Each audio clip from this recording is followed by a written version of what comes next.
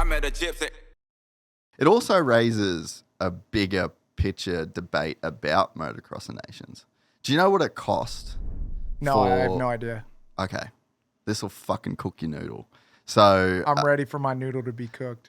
just have a guess how much the promoter, so the Dixon that runs Madeley Basin, have a guess the check he has to hand over to Giuseppe Lungo to run Motocross of Nations at his track. I think I kind of know a number, though. I want to say 1.8 million. It's 1 million euros. Oh, really? Cash before the event starts. There you go, guys. Where's that money go? To homie's pocket. Damn sure doesn't get the teams there, because I know that Motorcycling Australia is doing fucking jersey raffles. 1 million euros? Euros, bro. I know that Team Australia is raffling fucking jerseys so that it can fly over the coach or like the team manager. Yeah. Like all that money comes from the fucking teams and comes from Motorcycling Australia doing raffles and go like, and then the promoter is getting cut a check for $1 million. That's one revenue stream that's coming in for that race, right? So then what else have we got? We got entry fees. We got sponsorship. We got TV deal. And then so when you know these guys are bringing up the whole money thing, there's a fucking argument there, bro. Yeah. There really is an argument there as well. And it's like, why can't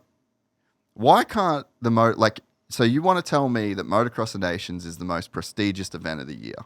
So that's the sell. So that's the people that are pissed off at Deegan, that's the sell, right? Yeah, but as a motocross, professional motocross and supercross racer, it's not that.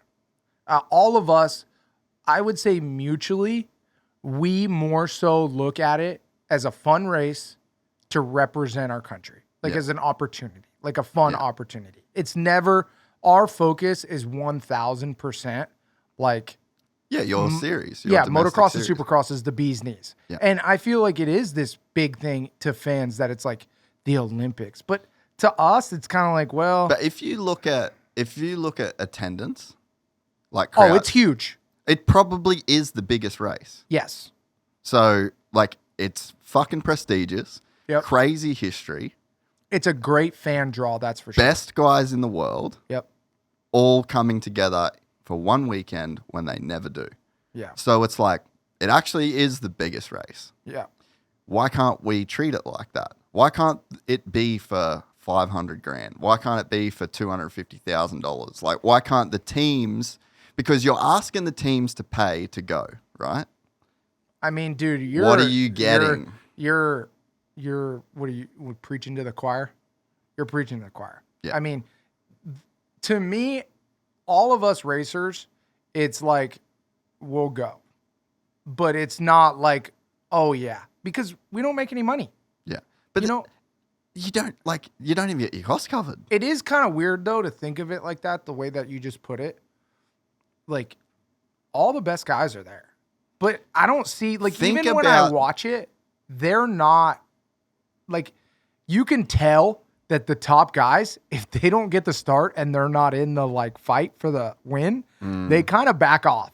You know, it kind of reminds me of the all-star football game or all-star basketball game where if it's a big lead, then they're hucking up halfway three-pointers and stuff like that. But the guys who are actually close, they'll really play for a little bit until they kind of see what's happening. And then, okay, we're in it or we're not. Yeah. You know, and that's what I feel like is happening. It happens with MX Nations. You know, it's kind of, I don't know. I kind of laugh. What's the country every year that just throws some guys from America? Puerto Rico. What? Come on, guys. Come on, guy. What are we doing that for? Yeah. If you want to make this legit, you can't just get somebody from wherever. Let's make this a real race. And it comes down to money. Yeah. If you want it to be serious, if you want it to be big time, there has to be something like a legit... tangible. Exactly. Give me something to fight for. Yes. If you want to change MX Nations, there's something that's got to be And if you're asking Star Yamaha, and not asking, if you're blowing out Star Yamaha or you're blowing out Kawasaki because they don't want to go, why the fuck would they go? Yeah. Especially and like you're with Jason charging Anderson. $1 million. Yeah. Just from one guy cutting you one check. Yeah. And you're not and then you're giving people shit for not coming to your race, but you're not even paying the fucking costs. Or okay, I don't think that they should pay the costs, right? But the winnings to win the event should damn cover the costs. And then think about this, right? So you've done. Amen, my brother. You're doing 31 races. You got mechanics. People really don't know that mechanics are the unsung heroes of this sport. Oh yeah. Truck drivers, mechanics, team personnel. It is fucking hectic what those guys do, right? Dude, it's miserable. So I would love to see, let's say that the winner gets 500,000 euros of Motocross of Nations. Yeah. Pay the team. Yeah. Pay the mechanics. Like at WSX? Yeah, like you give the team the allotted winnings. The winnings, right?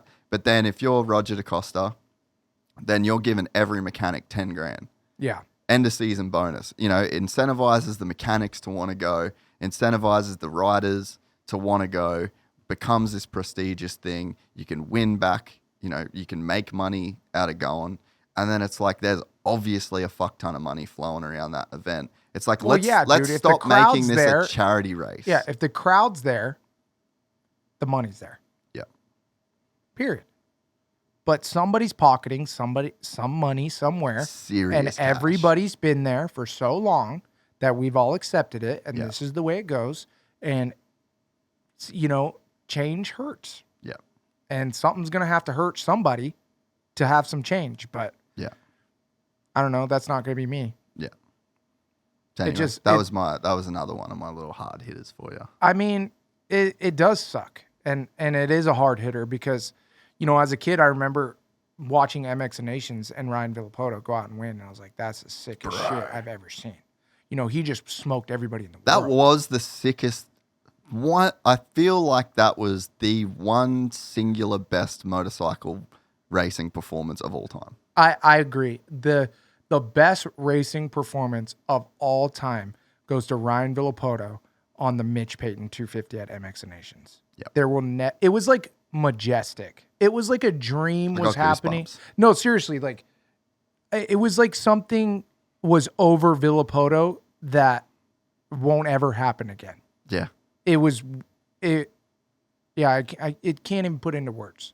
And that was the MX of Nations that I saw. Then I found out what MX of Nation was when I turned pro, and I never got the opportunity, you know, not even close.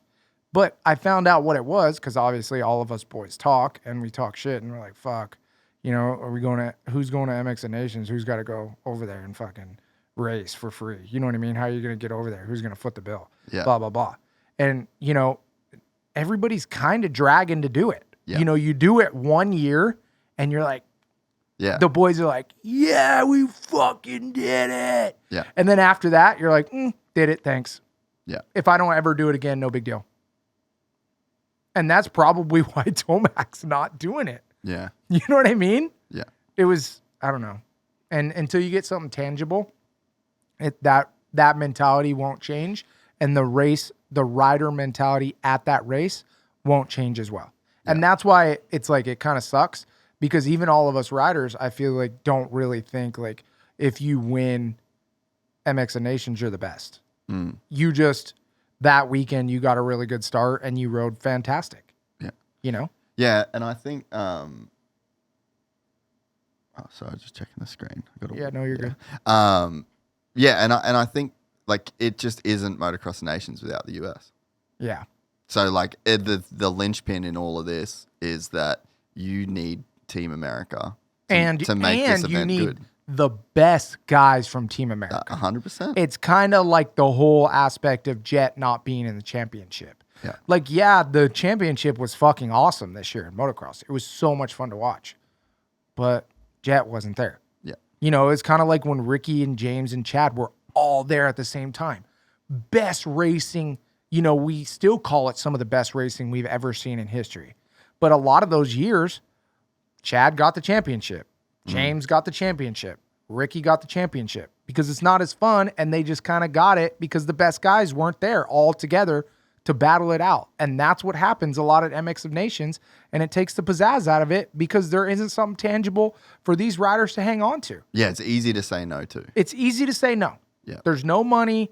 You did, especially for the guys who've already done it. They're kind of like, dude, I did it. I won. You know, I went over there and I got this, and dude, I have a number plate on my wall and a little fake gold medallion that sits up there, and that was cool. If you enjoyed this content, please like and subscribe. And to listen to the full 3-hour podcast, search Gypsy Tales in your favorite podcast platform or click the link in the description below. Gypsy Gang.